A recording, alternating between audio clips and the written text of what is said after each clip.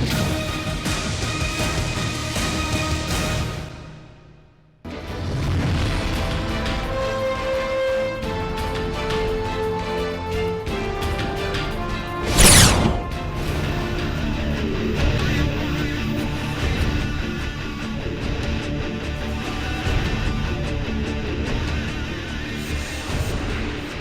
Big ಡಿಬೇಟ್ಗೆ ಮತ್ತೊಮ್ಮೆ ಸ್ವಾಗತ. ಗಣ್ಯ ಅತಿಥಿಗಳನ್ನ ನಾಗಲೇ ಪರಿಚಯಿಸ್ತಾ ಜೊತೆ ಮಾತಾಡೋಣ. ಹಿರಿಯರಂತ ಅನಂತಸುಬ್ರಾವ್ ನಮ್ಮ ಜೊತೆ ಇದ್ದಾರೆ. ಅನಂತಸುಬ್ರಾವ್ಜಿ, ಪ್ರೊಟೆಸ್ಟ್ ಆರಂಭ ಮಾಡಿದ್ದೀರಿ, ಮುಷ್ಕರ ಆರಂಭ ಆಗಿದೆ, ಕಾರ್ಮಿಕರು ಬಹುತೇಕ ಆಗಿದ್ದಾರೆ, ಅನೇಕರ ಮೇಲೆ ಕೇಸ್ಗಳು ಬೀಳ್ತಾ ಇದೆ, ಅನೇಕರು ವರ್ಗಾವಣೆ ಆಗಿದೆ. What next? ಇವತ್ತಿನ ಈ ಪ್ರೊಟೆಸ್ಟ್ಗೆ ಹೊಣೆ ಯಾರು ಮತ್ತು ಮುಂದೇನು?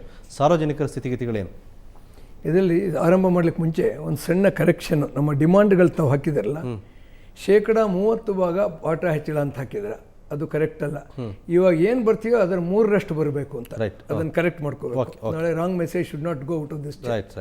ಇವಾಗ ಇದಕ್ಕೆ ಯಾರು ಹೊಣೆ ಅಂದರೆ ಟೋಟಲ್ ಆಗಿ ಸರ್ಕಾರ ಹೊಣೆ. ಕಾರಣ ಏನಂದರೆ ಕಾರ್ಮಿಕ ಸಂಘಟನೆಗಳಲ್ಲ. Please, I am answering. ಕಳೆದ 16 ವರ್ಷಗಳಿಂದ ಯಾವುದೇ ವೇಜ್ ಸೆಟಲ್ಮೆಂಟ್ ನಮ್ಮ ಜೊತೆ ಮಾಡಿಲ್ಲ. ಪ್ರಪಂಚದ ಎಲ್ಲ ಕಡೆಯಲ್ಲೂ ಯೂನಿಯನ್ಗಳ ವೇಜ್ ಸೆಟಲ್ಮೆಂಟ್ ಆಯ್ತು, ಇಲ್ಲಾಗಿಲ್ಲ. ಈ KSRTCಗೆ ಒಂದು ಚರಿತ್ರೆ ಇದೆ. 57ರಿಂದ 95ವರೆಗೆ ಬಯಲಾಟ್ರಲ್ ಸೆಟಲ್ಮೆಂಟ್ಗಳಾಗಿವೆ ಯೂನಿಯನ್, ರೆಕಗ್ನೈಸ್ ಯೂನಿಯನ್ಗಳ ಜೊತೆ. ಈ ಕಳೆದ 16 ವರ್ಷದಿಂದ ಬಂದಂಥ ಸರ್ಕಾರಗಳು ಯಾವುದೂ ಮಾಡಿಲ್ಲ. ಈಗ ಏನಾಗಿದೆ, ಅದರಿಂದ ಭಾಳ ವೇತನ ತಾರತಮ್ಯ ಆಗಿ ಅತ್ಯಂತ ಕಡಿಮೆ ಮಟ್ಟದಲ್ಲಿ ನಾವು ವೇತನ ತಗೊಳ್ತಾ ಇದ್ದೇವೆ. ಇವಾಗ ಏನು ತಾವು ಟ್ರೈನಿಗಳ ಬಗ್ಗೆ ಹೇಳಿದರೆ 33,000 ಟ್ರೈನಿಗಳಿದ್ದಾರೆ. ಅವ್ರು ಯಾವ ಟ್ರೈನಿಗೆ ಕೊಡಲ್ಲ. ಬಂದ ತಕ್ಷಣ ರೂಟ್ ಮೇಲೆ ಅವ್ನು ಡ್ರೈವರ್ ಹೋಗಬೇಕು, ಕಂಡಕ್ಟರ್ ಹೋಗಬೇಕು, ಮೆಕ್ಯಾನಿಕ್ ಡಿಪೋಲ್ ಕೆಲಸ ಮಾಡ್ತಾನೆ. ಅವ್ನಿಗೆ 4,000 3,000 ಕೊಡೋರು ನಾವು ಸ್ವಲ್ಪ ಗಲಾಟೆ ಮಾಡಿದ್ಮೇಲೆ 4,000 ಕೊಡ್ತಾರೆ. ಈ 4,000 ರೂಪಾಯಿನಲ್ಲಿ 1,500-2,000 ರಿಕವರಿಗಳು ಹಲವಾರು ಕಾರಣಗಳಿಂದ ಫೈನ್ಗಳು. ಅವ್ನು ಹೇಗೆ ಬದುಕ್ತಾನೆ? ಇದು ಮಾನವೀಯ ಪ್ರಶ್ನೆ ಇಲ್ಲಿರೋದು. ಅದರಿಂದ ನಾವೇನು ಮಾಡಿದ್ವಿ, ಒಂದು ಜಂಟಿ ಸಮಿತಿ ಮಾಡಿದ್ವಿ. ಇವರು ಆರಂಭದಲ್ಲಿ ಇದ್ದರು ನಮ್ಮ ಜೊತೆ. ಈಗ ಸರ್ಕಾರದ ಸಚಿವರು ಹೇಳಿದರು ಮಾತುಕತೆ ಮಾಡ್ತಾ ಇದ್ದೀವಿ. Just small introduction. ಇವರು ಕೂಡ ಯೂನಿಯನ್ ನಮ್ಮ ಜೊತೆ ಇದ್ರು. ಅವಾಗ ಕಮಿಟಿ ಮಾಡಿದ್ವಿ, ಜಂಟಿ ಸಮಿತಿ. ಡಿಮಾಂಡ್ ಕೊಟ್ಟು ಮ್ಯಾನೇಜ್ಮೆಂಟು ಮಾತನಾಡ್ರಪ್ಪ ಅಂದ್ವಿ. ಮಾತಾಡಿಲ್ಲ. ಆಮೇಲೆ ನಾವೇನು ಮಾಡಿದ್ವಿ, ಕೆಲವು ಸಾಧಾರಣ ಚಳವಳಿ, ಜನರಿಗೆ ತೊಂದರೆ ಕೊಡಬಾರ್ದು ಅಂತ ಧರಣ ಮಾಡಿದ್ವಿ, ಉಪವಾಸ ಮಾಡಿದ್ವಿ, ಡೆಮಾನ್ಸ್ಟ್ರೇಷನ್ ಮಾಡಿದ್ವಿ. ದೆನ್ ಅವ್ರು ಏನು ಅಳ್ಳಾಡಲಿಲ್ಲ. ಆಮೇಲೆ ನಾವು ಸ್ಟ್ರೈಕ್ ನೋಟಿಸ್ ಕೊಟ್ವಿ, 27 ಏಪ್ರಿಲ್ ಸ್ಟ್ರೈಕ್ ಮಾಡ್ತೀವಿ ಅಂತ. 25 ಏಪ್ರಿಲ್ ನಮ್ಮನ್ನು ಮಾತುಕತೆ ಕರೆದು ಬೆಳಗಿನ ಸಂಜೆವರೆಗೂ ಮಾತಾಡಿ ಮಿನಿಟ್ಸ್ ಡ್ರಾ ಮಾಡಿದರು. ಏನು ಆ ಮಿನಿಟ್ಸಲ್ಲಿ ಏಕಪಕ್ಷೀಯವಾಗಿ ಹಿಂದೆ ಮಾಡಿದಂಗೆ ನಾವು ಈ ಸಲ ವೇತನವನ್ನು ಜಾಸ್ತಿ ಮಾಡಲ್ಲ, ಸರ್ಕಾರಕ್ಕೆ ಶಿಫಾರಸು ಕಳಿಸಿದ್ದೀವಿ, ಅದು ಅಂಗೀಕಾರ ಆಗಿ ಬಂದಮೇಲೆ ನಿಮ್ಮ ಜೊತೆ ಚರ್ಚೆ ಮಾಡಿ ನಂತರ ಲೇಬರ್ ಕಮಿಷನ್ ಮುಂದೆ ಇಂಡಸ್ಟ್ರಿಯಲ್ ಡಿಸ್ಪ್ಯೂಟ್ ಆ್ಯಕ್ಟಲ್ಲಿ 12(3) ಸೆಟಲ್ಮೆಂಟ್ ಮಾಡ್ತೀವಿ ಅಂದರು. ಇದ್ರ ಇಂಪ್ಲಿಕೇಶನ್ 12(3) ಎಲ್ಲ ಯೂನಿಯನ್ಗಳು ಸೈನ್ ಮಾಡ್ಬೋದು, ರೆಕಗ್ನಿಷನ್ ಇರಲಿ ಬಿಡಲಿ. And it is binding on all. ಇವ್ರು ಒಪ್ಪದೇ ಇದ್ರೂ ಅದು ಬೈಂಡಿಂಗು, ನಾನು ಒಪ್ಪದೇ ಇದ್ರೂ it is binding. That is the character of 12(3). ಆಮೇಲೆ ಏನು ಮಾಡೋರು, ಆಮೇಲೆ ರಿಟೈರ್ ಕೆಲವ್ರನ್ನ ಟ್ರಾನ್ಸ್ಫರ್ ಮಾಡಿದ್ರು, ಅವ್ರನ್ನ ವಾಪಸ್ ತಗೋತೀವಿ ಅಂದರು. ಇನ್ನೂ 41 ಬೇಡಿಗೆ ಇತ್ತು. ಒಂದು ಟೈಮ್ ಫ್ರೇಮಲ್ಲಿ ಚರ್ಚೆ ಮಾಡಿ ನಿಮ್ಮ ಜೊತೆ ಅಗ್ರಿಮೆಂಟ್ ಮಾಡ್ತೀವಿ ಅಂದರು. 3.5 ತಿಂಗಳು ಕಳೆದ್ರು. ಒಂದು ಫೈನ್ ಡೇ ನಮ್ಮನ್ನು ಕರೆದ್ರು ಅವರು, ಏಪ್ರಿಲ್ ಆಗಸ್ಟಲ್ಲಿ. ನಾವು ಸ್ಟ್ರೈಕ್ ಇಮಿಡಿಯೇಟಾಗಿ ವಿಚಾರ ಮಾಡಿದ್ವಿ, ಚೌಕಾಸಿ ಮಾಡಲಿಲ್ಲ. ನಮ್ಮನ್ನು ವಾಪಸ್ ಕರೆದುಬಿಟ್ಟು, ನೋಡಿ ಸರ್ಕಾರ ಅದು ಅಪ್ರೂವ್ ಮಾಡಿದೆ, ಇವಾಗ ಲೇಬರ್ ಕಮಿಷನ್ ಥ್ರೂ ಅಗ್ರಿಮೆಂಟ್ ಮಾಡೋಣ ಅಂದರು. ನಾವು ಹೇಳಿದ್ವಿ 1,10,000 ಜನ, 67 ಕ್ಯಾಟಗರಿಗಳಿದೆ. ಇದು ಏನು ಹಾವು ಚೇಳು ಇದೆಯೋ ಸರ್ಕಾರದ ಪ್ರಪೋಸಲ್ ನಮ್ಗೆ ಗೊತ್ತು. ಯಾಕೆಂದರೆ ಹಿಂದೆ ನಮ್ಗೆ ಅನುಭವ ಇದೆ, ಕಂಡ್ರೆ ಕಾಲದಲ್ಲಿ ಬರೀ ಹಾವು ಚೇಳುಗಳೇ ಬಂತು. ನಾವು ಮಾಡಿದ MOU ಬದಲಾವಣೆ ಮಾಡಿದ್ರು. ಅದೇ ನಮಗೆ ಟೈಮ್ ಕೊಡ್ರಪ್ಪ ಸ್ವಲ್ಪ ಅಂದ್ವಿ, ಬೇರೆ ಇನ್ನೇನು ನಾವು ಕೇಳಲಿಲ್ಲ. ಅಯ್ಯೋ ಆಗೋದಿಲ್ಲ, ಇವತ್ತೇ ಆಗಬೇಕು. ಅಲ್ಲ ರೀ, 9 ತಿಂಗಳಿಂದ ನೀವು ನಮಗೆ ಡಿಲೇ ಮಾಡಿದ್ದೀರಾ. ಇನ್ನೊಂದು 15 ದಿವಸ 1 ತಿಂಗಳು ಟೈಮ್ ಕೊಡೋಕ್ಕೇನು, we have to study all this. ನಾವು ಅವತ್ತು 10% ರಿಜೆಕ್ಟು ಮಾಡಲಿಲ್ಲ, ಅಕ್ಸೆಪ್ಟು ಮಾಡಲಿಲ್ಲ. ಅವ್ರು ಆಗೋದಿಲ್ಲ ಅಂದರು. ದೆನ್ ಲೇಬರ್ ಕಮಿಷನ್ಸ್ ಹೋದ್ವಿ. ಅವರಾದರೂ ಹೇಳ್ಬೋದು, ಸ್ವಲ್ಪ ಟೈಮ್ ಕೊಡ್ರಿ, ಏನಂತ ಎಷ್ಟು ದಿವಸ ಮಾಡಿದ್ರು ಅಂತಿಲ್ಲ, ನೀವು 10% ಒಪ್ಕೊಂಬಿಡಿ ಅಂದರು. ನಾವು ಒಪ್ಕೊಳ್ಳಿಲ್ಲ. ಮ್ಯಾನೇಜ್ಮೆಂಟ್ ಏನು ಹೇಳ್ತು, 10% ಒಪ್ಕೊಳ್ಳೋದಕ್ಕೆ ಇವ್ರನ್ನ ಆರ್ಡರ್ ಮಾಡಿ ಅಂತು. ಅವರು ಮ್ಯಾನೇಜ್ಮೆಂಟ್ ಅದು ಒಂದಷ್ಟೇ ಚರ್ಚೆ ಆಗಿದೆ, ಉಳಿದ ಯಾವ ಚರ್ಚೆ ಆಗಿಲ್ಲ. ಏನಾಗಿಲ್ಲ ಸರ್, ಹೇಳ್ತೀನಿ, ಸುಮ್ಮನೆ ಉಳಿದ ಯಾವ ಶೋಷಣೆಗಳು ಇವ್ರಿಗೆ ಆಗ್ತಾರೆ ಸಮಸ್ಯೆ ಯಾವುದೂ ಇಲ್ಲ. ಅವ್ರು ಏನು ಗೊತ್ತಾ ಸರ್, ಅದರಲ್ಲಿ 41 ಡಿಮಾಂಡ್ ಅಂತ ನೋಡೋಕೆ ಅಬ್ಬರವಾಗಿದೆ. ಅದರಲ್ಲಿ 20 ಡಿಮಾಂಡು ಕಾನೂನು ಜಾರಿ ಮಾಡೋದು ಅಂತ. ಏನಪ್ಪ ಕಾನೂನು? ಯಾರಾದರೂ ಕಾನೂನು ಜಾರಿ ಮಾಡಲ್ಲ ಅಂತ ಹೇಳ್ಕಂತ. ರೈಟ್ ಸರ್ ಮಂಜುನಾಥ್, ನಾವು ಈ ಒಂದು ಮುಷ್ಕರಕ್ಕೆ ಬೆಂಬಲ ಕೊಟ್ಟಿಲ್ಲ. ಮುಷ್ಕರಕ್ಕೆ ಬೆಂಬಲ ಕೊಡೋದಕ್ಕಿಂತ ತಟಸ್ಥ ನೀತಿಯನ್ನು ನಾವು ಅನುಸರಿಸಿದ್ವಿ. ಯಾಕೆ? ಕಾರ್ಮಿಕರ ಪರವಾಗಿ ನೀವು ಖಂಡಿತ ಕಾರ್ಮಿಕರ ಪರವಾಗಿ ಸಂಘಟನೆ ಹೋರಾಟ ಮಾಡ್ಕೊಂಡು ಬಂದಿರುವಂಥದ್ದು. ಇವತ್ತು ಹಲವಾರು ಕಾರ್ಯಕರ್ತರು, ನಮ್ಮ ಕಾರ್ಯಕರ್ತರು ಕೂಡ ಬಹಳಷ್ಟು ಜನ ಮನೆಯಲ್ಲಿ ಇರುವಂಥದ್ದು. ಇವತ್ತು ಕೂಡ ಈ ಮುಷ್ಕರದ ಎಫೆಕ್ಟ್ ಅಲ್ಲಿ ರಾಜ್ಯ ಜನತೆ ತಿಳಿಸ್ಲಿಕ್ಕೆ ಬಯಸ್ತೀನಿ. ನಮ್ಮ ಸಂಘಟನೆ ಯಶಸ್ವಿ ಆಗಿದೆಯೋ ಆಗಿಲ್ವಾ? ಜೈಲಿಗೂ ಹೋಗಿದ್ದಾರೆ ಇವತ್ತು ನಮ್ಮ ಕಾರ್ಯಕರ್ತರು ಸಹ. ಟ್ರಾನ್ಸ್ಫರ್ಗಳು ಆಗಿದಾವೆ ನಮ್ಮ ಕಾರ್ಯಕರ್ತರಿಗೆ. ನಾಳೆ ಬೆಳಗ್ಗೆ ಎಲ್ಲ ಮಾಧ್ಯಮಗಳಿಗೆ ರಿಲೀಸ್ ಮಾಡ್ತಾರೆ. ನಿಮ್ಮ ಪ್ರಕಾರ ನೆನ್ನೆ ಆಗಲ್ಲ ಅಂದಿದ್ರೆ 80ರಷ್ಟು ಆಗುತ್ತೆ ಅಂದಿದ್ರು, ಇವತ್ತು ಯಶಸ್ವಿ ಆಗಿದೆ. ಕಾರ್ಮಿಕರನ್ನ ಇವತ್ತು ಒಂದು ಒಗ್ಗೂಡಿಸುವಂತ ಒಂದು ಏನು ಪ್ರಯತ್ನ ನಡೆದಿತ್ತು ಸಂಘಟನೆಗಳಿಂದ, ಎಲ್ಲ ಸಂಘಟನೆಗಳಿಂದ. ಒಂದು ನಿಮಿಷ ಕಾರ್ಮಿಕರನ್ನ ಸಂಘಟನೆಗಳನ್ನ ಒಗ್ಗೂಡಿಸುವಂತ ಪ್ರಯತ್ನ ಮಾಡಿದ್ದು ಅನಂತ ಸುಬ್ರಾಯರಿಗೆ ಗೊತ್ತಿದೆ. ಅದನ್ನ ಪ್ರಯತ್ನ ಮಾಡಿದಂತನು ನಾನೇ, ಅವ್ರಿಗೆ ಗೊತ್ತಿದೆ, ಹಿರಿಯರಿಗೆ ಗೊತ್ತಿದೆ. ಕಾರ್ಮಿಕ ಸಂಘಟನೆಗಳ ವಿಚಾರ ಕಾರ್ಮಿಕರ ವಿಚಾರ ಯಾಕಂದ್ರೆ ಸಂದೇಶ ಡೈವರ್ಸ್ ಮಾಡ್ಬಿಟ್ರೆ ಹೌದು, ಖಂಡಿತ ಸತ್ಯ. ಕಾರ್ಮಿಕ ಸಂಘಟನೆಗಳನ್ನ ಒಗ್ಗೂಡಿಸುವಂತ ಪ್ರಯತ್ನ ಮಾಡದಂತಾನೆ ನಾನು. ಅದಕ್ಕೆ ಪತ್ರವ್ಯವಹಾರ ಇದೆ ನಮ್ಮ ಆಫೀಸಲ್ಲಿ. 2 ಸಭೆ ನಡೀತು. ನಂತರ ಹಿರಿಯಾದ ಅನಂತ ಸುಬ್ರಾಯರು ಫೆಬ್ರವರಿ 23ನೇ ತಾರೀಕು ಅವ್ರ ಕಚೇರಿಯಲ್ಲಿ ಸಭೆ ಇಟ್ಟಿದ್ರು. ಆ ಸಭೆಗೂ ನಾವು ಹೋಗಿದ್ವಿ. ಇವತ್ತು ನಮ್ಮ ಜಂಟಿ ಹೋರಾಟದಲ್ಲಿ ಒಬ್ರು ವಕ್ತಾರರು ಅಂತೇಳಿ ಮಾತಾಡ್ತಾರೆ. ಅವರು ನಮಗೆ ಒಂದು ಮುಖವಾಣಿಯಾಗಿ ಏನು ಹೇಳಿದ್ರು ಅಂದ್ರೆ, CM ಅವ್ರ ಹತ್ರ ನೀವು ಇಂಥ ಟೈಮ್ ಬಾಂಡಲ್ಲಿ ನಮ್ಮನ್ನು ಕರ್ಕೊಂಡು ಹೋಗ್ಬೇಕು ಅಂತ ಹೇಳಿಲ್ಲ.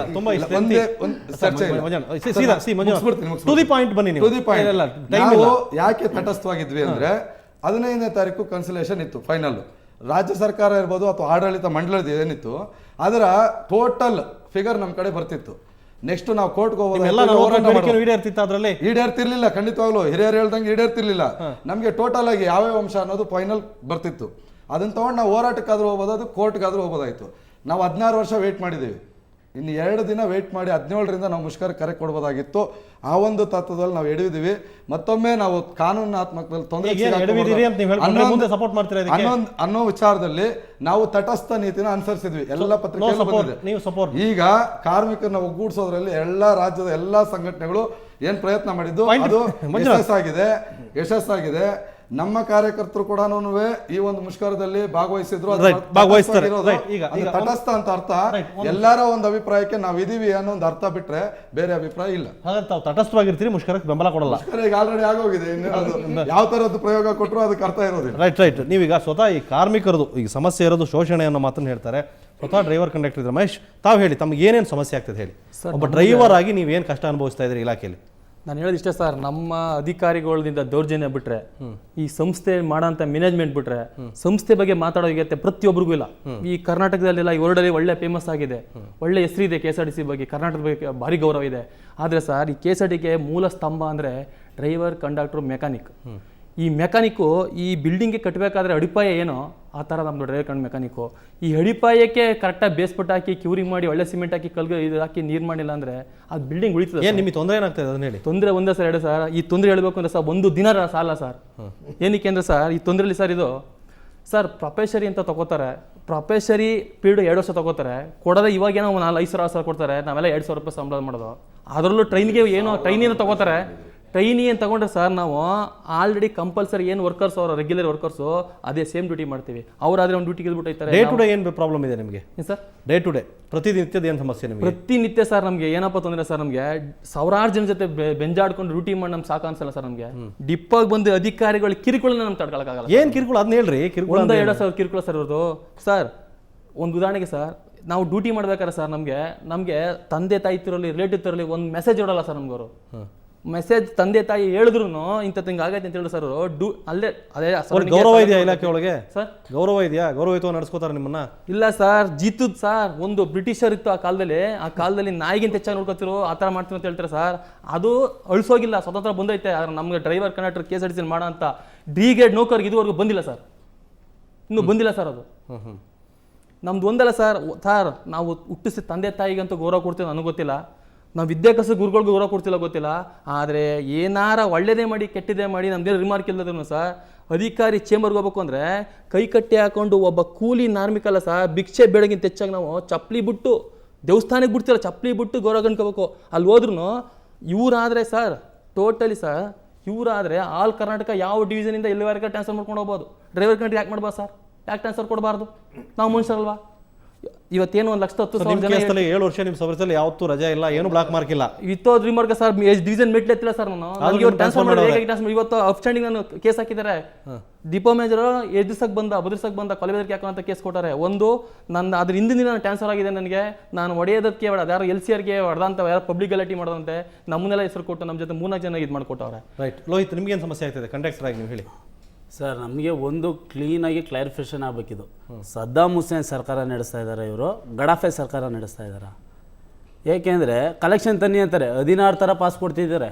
16 ಥರ ಪಾಸು, ಹ್ಯಾಂಡಿಕ್ಯಾಪ್ಟ್ ಪಾಸ್, ಅವ್ರು ಚೆನ್ನಾಗಿದ್ದಾರೆ ಆದರೂ handicapped pass, daily pass, monthly pass, student pass, collection ತಗೊಬರ್ದೆ ಹೋದರೆ ಅದಕ್ಕೆ ನನ್ನ ಹತ್ರ ಮೆಮೊ, ಈ ದಿನ ನೀನು ಕಮ್ಮಿ ಕಲೆಕ್ಷನ್ ತಂದಿದ್ದೀಯ, ಆದಾಯ ತಂದಿದ್ದೀಯಪ್ಪ, ನಿನ್ನಲ್ಲಿ ಇಷ್ಟು ವೇತನದಲ್ಲಿ ಕಟ್ ಮಾಡ್ಕೊತೀನಿ ಅಂತ ಮೆಮೊ ಕೊಡ್ತಾ ಇದ್ದಾರೆ. ಮತ್ತು ಯಾರೋ ಒಬ್ಬರು ಟಿಕೆಟ್ ತಗೊಳ್ದಲ್ಲೇ ಕೂತ್ಕೊತಾರೆ ಬಸ್ಸಲ್ಲಿ, ಒಬ್ಬರಲ್ಲ ಇಬ್ಬರು ಕೂತ್ಕೊತಾರೆ. ಅದಕ್ಕೆ ನಾವು ಆಗೋಷ್ಟು ಓಡಾಡಿ ಕೇಳಿರ್ತೀವಿ, ನಾವು ನಮ್ಮ ಕರ್ತವ್ಯ ನಾವು ಶ್ರದ್ಧೆಯಿಂದ ಮಾಡಿರ್ತೀವಿ. ಆದ್ರೂ ಸಹ ಇವ್ರೇನು ಕೇಳ್ತಾರೆ, ಚೆಕ್ಕಿಂಗವ್ರು ಯಾರೋ ಹೊತ್ತುತ್ತಾರೆ, ಎಲ್ ಸಿ ಅವರು ಬರ್ತಾರೆ, ನೀನು ಅಲ್ಲಿ ಸೀಟು ದುಡ್ಡು ಇಸ್ಕೊಂಡು ಬಿಟ್ಕೊಂಡಿದ್ದೀಯಾ ಅಂದ್ಬಿಟ್ಟು ಅದಕ್ಕೂ ನಮಗೆ ಕೇಸ್ ಬರೀತಾರೆ.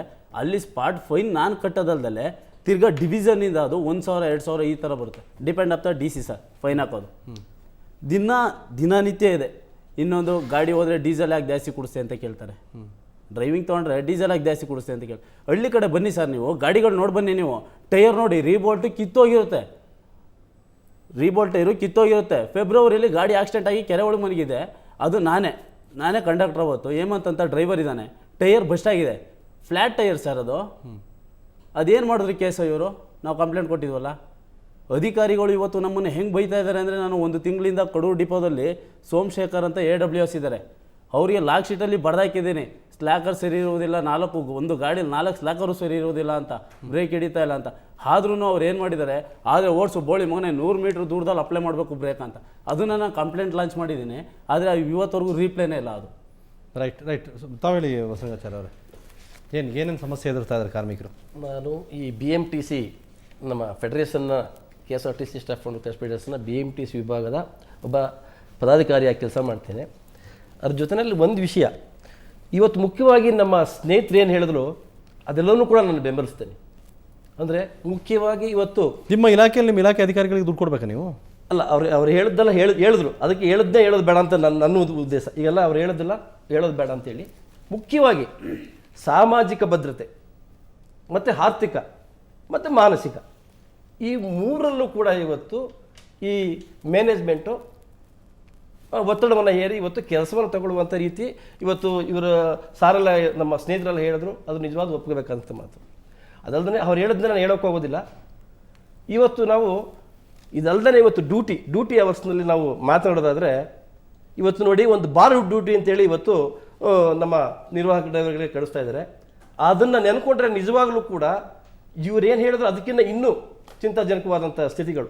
ಇವತ್ತು ಬೆಳಿಗ್ಗೆ 7 ಗಂಟೆಗೆ ಹೊರಟಂಥ ಒಂದು ವಾಹನ ನಾಳೆ ಸಾಯಂಕಾಲ 7 ಗಂಟೆಗೆ ಅದು ಕ್ರಮಿಸುತ್ತೆ. ಇವತ್ತು 600ರಿಂದ 700 ಕಿಲೋಮೀಟ್ರ್ ಇವತ್ತು ಒಂದು ಕಿಲೋಮೀಟ್ರನ್ನ ಕ್ರಮಿಸುತ್ತೆ.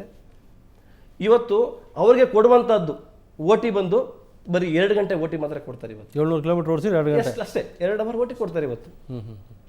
ಆಯ್ತಾ? ಅದಲ್ಲದೆ ಏನಾದರೂ ಗಾಡಿ ಎಲ್ಲಾದ್ರೂ ಅಂದರೆ ಇವ್ರು ಮಾಡೋ ಡಿಫೆಕ್ಟು ಇವತ್ತು ಹಲವಾರು ಹಿಂದಕ್ಕೆ ಹೋದರೆ ನಾವು ಜಾಸ್ತಿ ಮಾತಾಡಬೇಕಾದ್ರೆ ಪಾಯಿಂಟ್ಸ್ ಮಾತ್ರ ನಾನು ಹೇಳ್ತೀನಿ. ಎಲ್ಲಾದರೂ ಒಂದು ಬ್ರೇಕ್ ಡೌನ್ ಆಯಿತು, 1 ಅವರ್ 2 ಅವರ್ ನಿಂತ್ಕೋತು ಅಂದರೆ ಆ ಓಟಿನೂ ಕೂಡ ಕಟಿಂಗಲ್ಲಿ. ಅದು ನಿಮ್ಮ ಸಮಸ್ಯೆನೇ ಅಷ್ಟೇ, ಬಸ್ ಸಮಸ್ಯೆ. ನಾಳೆ ಮಾಡಿ ಆ ಕಡೆಯಿಂದ ಅವ್ರು ಬಿಟ್ಟು ಬರಬೇಕು ಅಂತಂದ್ರೆ ಮಾಮೂಲಿ ಹೋಗ್ಲಿ, ಬಸ್ಗಳೆಲ್ಲ ಚೆನ್ನಾಗಿದಾವ, ಬಸ್ಗಳಾದ್ರೂ ಚೆನ್ನಾಗಿದೆ.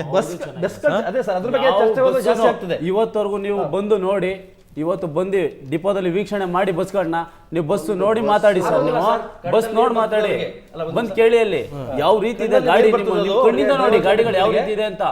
ಎಕ್ಸ್ಪ್ರೆಸ್ ಅಂತಾರೆ, KMPL ಮೈಲೇಜ್ ಕೊಡು ಅಂತಾರೆ, 30 ಕಿಲೋಮೀಟರ್ಗೆ ಒಂದು ಸ್ಟಾಪ್ ಕೊಡ್ಬೇಕು ಎಕ್ಸ್ಪ್ರೆಸ್ಸಲ್ಲಿ. ಕೆಂಗೇರಿನೂ ಬಿಡ್ದಿನಿ ಎಷ್ಟು ಕಿಲೋಮೀಟರ್ ಇದೆ ಸರ್, ಬಿಡದಿ ರಾಮನಗರ ಎಷ್ಟು ಕಿಲೋಮೀಟರ್ ಇದೆ, ರಾಮನಗರ ಟು ಚನ್ನಪಟ್ಟಣ ಎಷ್ಟು ಕಿಲೋಮೀಟರ್ ಇದೆ, ಒಂದೊಂದು ಊರಿಗೆ 4 ಸ್ಟಾಪ್ ಕೊಡ್ಕೊಂಡು ಹೋಗ್ಬೇಕು. ಡ್ರೈವರ್ ಮೈಲೇಜ್ ತಗೊಬಂದ್ರೆ ಏನು ತರ್ತಾರೆ? ಕೊಡಕೇಳಿ ಕೊಟೇಶನ್ ಶೋರೂಮ್ ಅವ್ರು ಚಾರ್ಜಿಗೆ ಎಷ್ಟು ಕೊಟ್ಟಿದ್ದಾರೆ, ಚಾರ್ಜಿಗೆ ಎಷ್ಟು ಕೊಟ್ಟಿದ್ದಾರೆ, KMPL ಮೈಲೇಜ್ ಎಷ್ಟು ಬರಬೇಕು ಚಾರ್ಜಿಲಿ, ಬಾಡಿ ಕಟ್ಟದ ಮೇಲೆ ಎಷ್ಟು ಕೊಡಬೇಕು ಕೊಡಕೇಳಿ. ಎಲ್ಲ ಡ್ರೈವರ್ ತಲೆ ಮೇಲೆ ಕೊಡ್ತಾರೆ ಸರ್. ಈಗ 1 ನಿಮಿಷ, ಯಾರೋ ಒಬ್ಬ ಟಿಕೆಟ್ ತಗೊಳ್ಳಲ್ಲ, ನಾನು ದುಡ್ಡು ಕದ್ದಿದ್ರೆ ನಾನು ತಪ್ಪಿಲ್ಲ, ನಾನು ಮಾಡದೇ ಇರೋ ತಪ್ಪನ್ನ ನನ್ನ ಹತ್ರ ಫೈನ್ ಆಗಿ ರಿಕವರ್ ಮಾಡ್ಕೊತಾರಲ್ಲ, ಇದೆಷ್ಟು ಮಟ್ಟಿಗೆ ಸರಿ? ಇದು ಯಾರ ಆಡಳಿತ? ಇವತ್ತು ನೋಡಿದ್ರೆ ಪೊಲೀಸ್ನವರು ಮನೆಗೆ ಹೋಗಿ ಕೇಳ್ತಾ ಇದ್ದಾರಂತೆ, ಫೋನ್ ಮಾಡಿ ಹೇಳ್ತಾ ಇದ್ದಾರೆ ಹುಡುಗರೆಲ್ಲ, ನಮ್ಮ ತಂದೆ ತಾಯಿ ಹೇಳ್ತಾ ಇದ್ದಾರೆ, ಪೊಲೀಸ್ನವ್ರು ಹುಡುಕೊಂಬಂದವ್ರೆ ನೀವು ಡ್ಯೂಟಿಗೆ ಹೋಗಿಲ್ಲ ಅಂತ. ಇದೆಷ್ಟು ಮಟ್ಟಿಗೆ ಸರಿ? ಯಾಕೆ 2 ಖಾತೆ ಇದೆಯಾ ಅಶೋಕ್ ಅವ್ರಿಗೆ? ಹೇಳಿದರು ನೆನ್ನೆ MD ಮಂಜುನಾಥ್ ಅವರು, ಸಾರಿಗೆ ಮತ್ತು ಗೃಹ ಸಚಿವರು ಹೇಳಿದರು ನೆನ್ನೆ, ನಮ್ಮ ಕಾರ್ಮಿಕರ ಮೇಲೆ ನಂಬಿಕೆ ಇದೆ, ಡ್ಯೂಟಿಗೆ ಹೋಗ್ತಾರೆ ಅಂತ. ಡ್ಯೂಟಿಗೆ ಹೋಗ್ತಾರೆ ಅಂತ ಹೇಳಿದ್ರು. ಮತ್ತೆ ಯಾಕೆ ಇವಾಗ ಸ್ಟ್ರೈಕ್ ಆಯ್ತು?